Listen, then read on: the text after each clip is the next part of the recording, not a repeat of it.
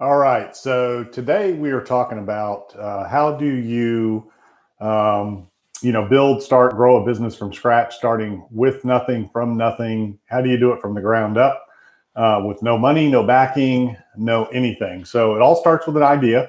You have to have an idea of what it is you want to do. Hopefully you have expertise. That always helps. And generally that is the case. Somebody has some expertise. They've got an idea of something that it is that they want to do. So once you know what it is you want to do, you have an idea, you have to really believe in that. You have to want it, and you have to want it badly. And if you have enough desire, if you have a sincere desire, passion for something, you'll figure it out. You'll find a way to make it happen. You'll do whatever it takes to make it happen, whatever you have to do to sacrifice to get that business off the ground, because one day it will pay off. So what are the steps in starting a business from scratch, from the ground up, with absolutely nothing? So I'm going to assume you're working, you have an income, but if you don't, whatever, you've got savings. I mean, obviously, if you don't have savings, no income, it's going to be much more difficult to start a business. You can start out wholesaling real estate and make some money that way and build a business off of that.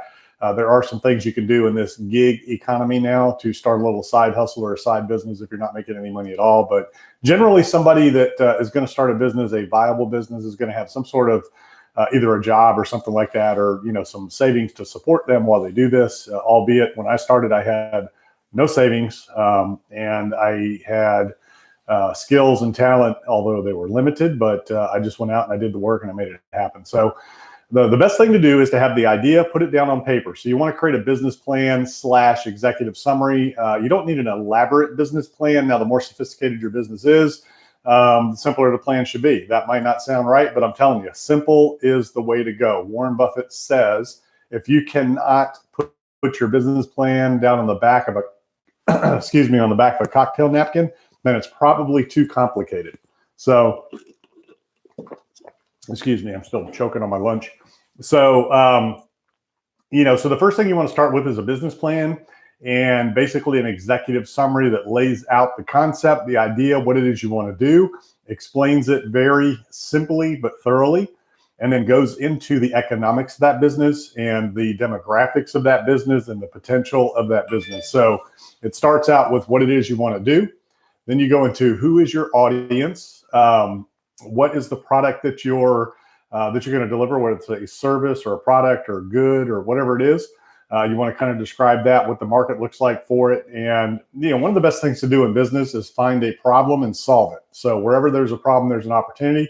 You don't want to try to create a market unless you're in the software industry, tech company, something like that. Generally, you want to try to serve a need that's already there, a demand in the market. That's where a lot of products get created. That's how a lot of products get created. Or maybe you have something that you've been using that you can make it better, whether it's a product or a service. So start with a business plan, executive summary. What is your idea? Who is your market? What is the product, service? What is it that you want to do? And what does your ideal customer look like? What is that customer base? You want a hungry market. You want a demand. You want an audience that already exists.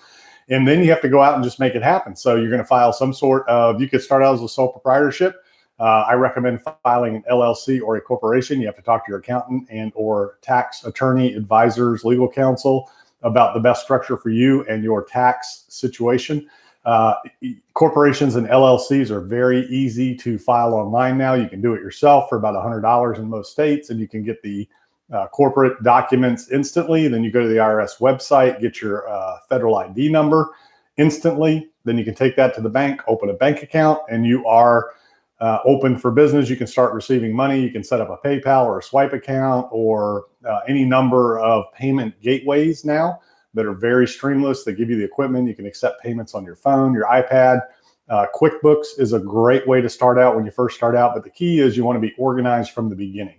You want to make sure the more organized you are from the beginning, the more you document everything, your expenses, your income, everything you do, the easier and cheaper it's going to be when it comes to tax time for your accountant. And you definitely want to meet with your accountant and an attorney before you get started to find out and make sure that you are following the proper legal structure.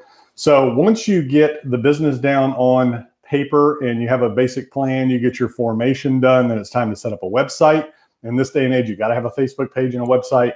So you build a Facebook page for free. You go on Facebook and just build a business page. Make sure it thoroughly explains, what your business is, what the services are, what the hours are, website, phone number, contact info. There's a lot of business pages that they don't even have the contact info on there. So you want to make sure that people can look at your business page and instantly know what it is you're doing without too much trouble, and find the contact information, your location, hours, things like that. Websites are cheap and easy. You want to think of a domain name, like isellrugs.com, or, imakewine.com, whatever it is that you want to do, your company name, blackforestbeer.com, whatever it is you're doing, whatever your domain name, go to a domain registrar like a GoDaddy or somebody like that, buy that domain name, and you can set up a free, or not free, but you can set up an instant website through GoDaddy very quickly and easy and inexpensively. There's template websites that you can set up that will instantly give you a presence that look very, very sophisticated. Wix is another one. Weebly is another one.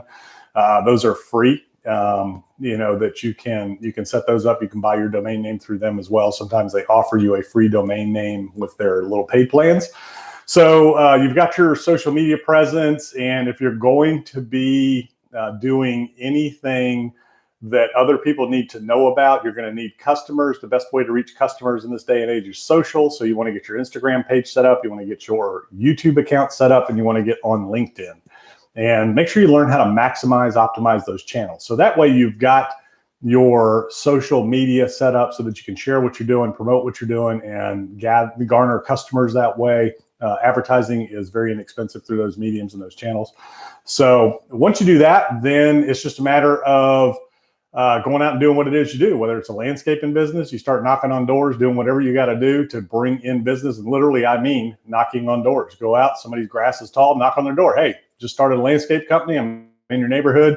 Would love to be your landscaper. If you have to, I'll do the first one for free. Discount, whatever. Just get your foot in the door, do a good job. And that's how you start a business. You just go out, you start knocking on doors, let people know what you're doing. And, start promoting from there. Make sure you know what you're doing. Make sure you're good at what you're doing. So the keys to business are: do what you say you're going to do, be on time. Early is on time is late.